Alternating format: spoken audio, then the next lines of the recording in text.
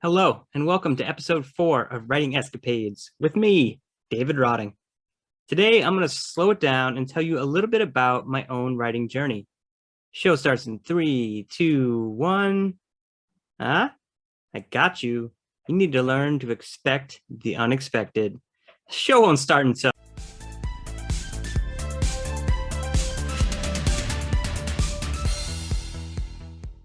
Okay, so I'm going to change up the format for this episode. I said from the beginning, I want Writing Escapades to be more than just writing advice because A, I will eventually run out of advice to give, and B, I'm trying to keep this interesting for you and for me. So that's why on today's episode, I'm going to discuss my own writing journey. Really let my hair down. For those of you who don't know, I shave my head because I'm pretty much bald. And the one thing they don't tell you about being bald is that your repertoire for jokes really expands.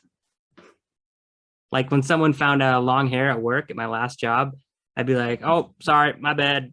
That's mine. The looks I got were worth the ticket price, trust me.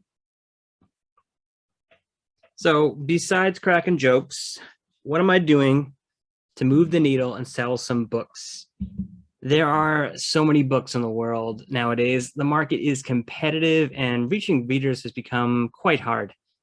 Social media is one outlet. I'm active on Instagram and I really honestly have fun with it.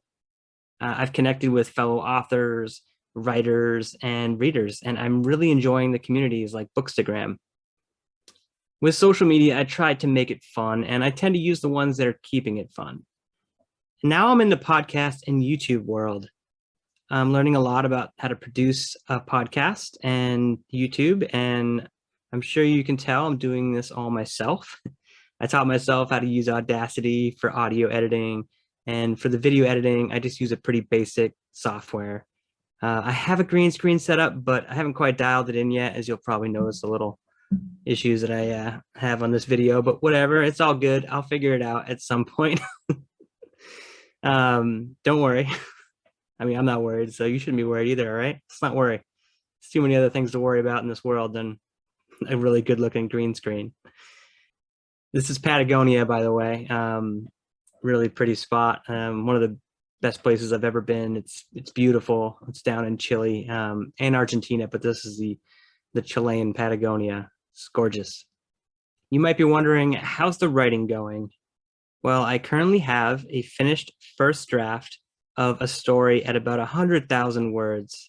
So far, between 70 and 100,000 words seems to be my sweet spot for novels. I put that draft away for a bit, but recently I've been going back and working on a second draft.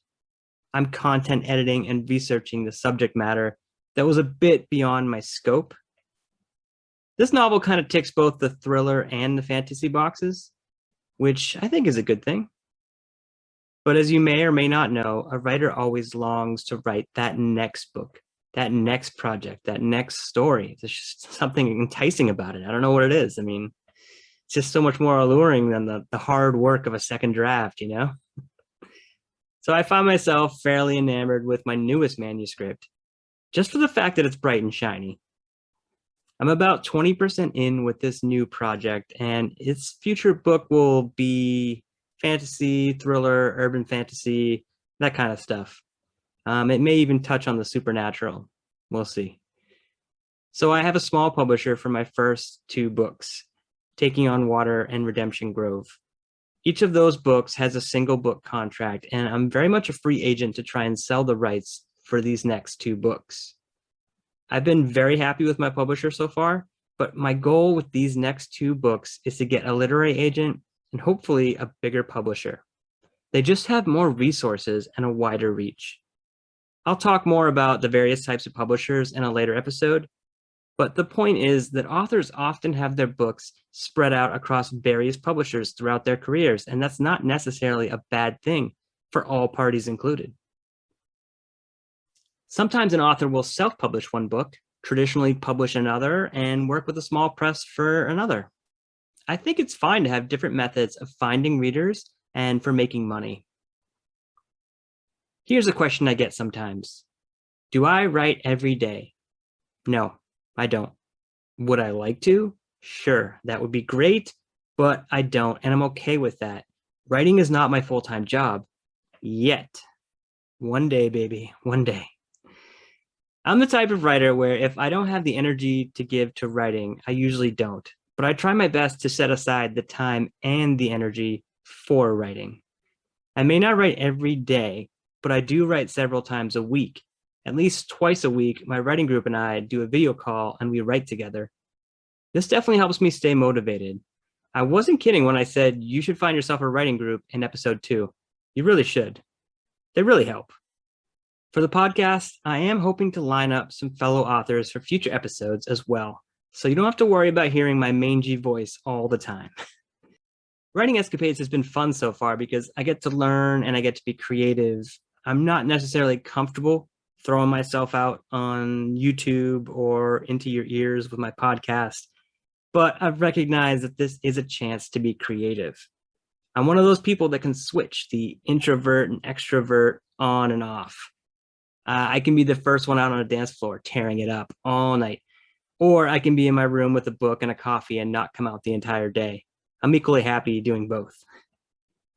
Friends, family members, strangers have all reached out to me over the years asking for writing advice. So I know there's definitely an audience for this podcast and this YouTube channel. How big is that audience? I'm really not sure. But they say it's better to have 100 passionate followers than 10,000 who don't even remember your name. I definitely made those numbers up, but it sounds good, right? Yeah, it sounds all right. I'm not a very serious person, as you've probably gathered. I've always been pretty mellow, which is funny because I write pretty dark, serious stuff. I mean, maybe this is my outlet. I don't know. So yes, I do write dark, gritty books sometimes, but when asked, I always say I like peering into the dark, but I would never want to live in it. I like reading books and watching movies and shows that have dark themes, those ugly, raw human truths that cause us to reflect on our own mortality, our own purpose. That's the good stuff. But I don't always want to read and absorb that kind of media. I try to balance out the heavy, dark stuff with light fluff. Give me a reality TV show like Below Deck or Saturday Night Live or a comedy special, and I'll be all over it. I've been into audiobooks the last couple years. I really love them. You get to read while you're at work or when you're out for a walk or on your commute, that long drive. It's such amazing times that we live in. A few hundred years ago, owning books was a privilege. Now we can hear a new book, pull out our phone, and with one click, buy an audiobook of the author reading it to us. It really is pretty wild if you think about it. Speaking of books, let's talk about them. Now, you'll only hear me talk about or give reviews on books that I liked. I'm not here to bash my fellow authors. I know how hard it is to write a book, and if I didn't like a book, it doesn't mean someone else won't adore it. That's why you can know that the books I do choose to talk about are going to be ones that I did enjoy. Now, I've read the paperback before, but I listened to the On Writing with Stephen King audiobook, which was narrated by the man, the myth, the legend, Stephen King. He's a fellow New Englander, and he's very much a household name. His book, On Writing, is referenced a ton in the writing world. The book shows the reader about his humble life leading up to success, and even discusses a major life event, which was when he was hit by a car. The middle of the book, the meat of it, is when he gets into the writing advice. He doesn't mince words. The book is written in a style where it almost seems like you're sitting elbow to elbow with Stephen King at a bar, and he's telling you how he goes about writing a book. Another audiobook, another reread from me, is the fantasy book Magic Kingdom for Sale, Sold by Terry Brooks. Terry Brooks is one of my early influences. As a kid, I binged the Sword of Shannara series. He does such a great job creating his worlds, and his books are just fun. And sometimes I just need a fun read, like Magic Kingdom for Sale, Sold. The book follows a widower lawyer who buys a magic kingdom, but the kingdom he buys is broke. The court wizard can't control his magic. No one respects the king, and there's all sorts of other silliness. It's funny and at times quite traumatic. This is actually part of a series, and I recommend it to you if you want a light read, in a fun new world. A new audiobook that I did was The Midnight Library by Matt Haig. I enjoyed this book. It was a unique concept, and it's all about a woman who finds herself in the Midnight Library, a place between life and death, where every book is a life she could have lived. I've been on a multiverse, alternate realities kind of kick lately, and this book struck that chord very well. Another recent reread that I did was The Eye of the World by Robert Jordan. I loved Robert Jordan's Wheel of Time series as a kid, and with the TV series coming out soon, I wanted to dive right back into Jordan's epic fantasy world to refamiliarize myself with the series before it comes out. It's an amazing book, and I even had the PC game as a kid. Blasting balefire at Trollocs was the best. I definitely recommend this series, and it's huge. It's a massive world too. So get ready because there's a lot of books. My friend Ian, who's in my writing group, let me borrow Prosper's Demon from his personal library. It's a super short fantasy paperback that breaks the traditional writing rules.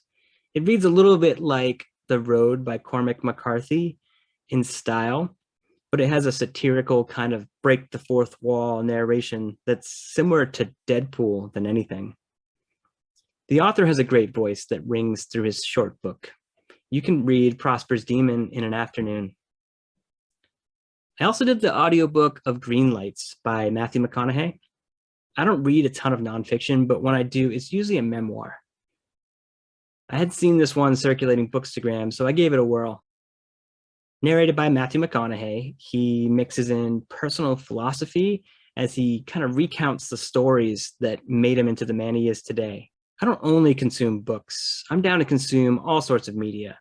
I'm listening to the Bridgewater podcast, and I'm enjoying it so far.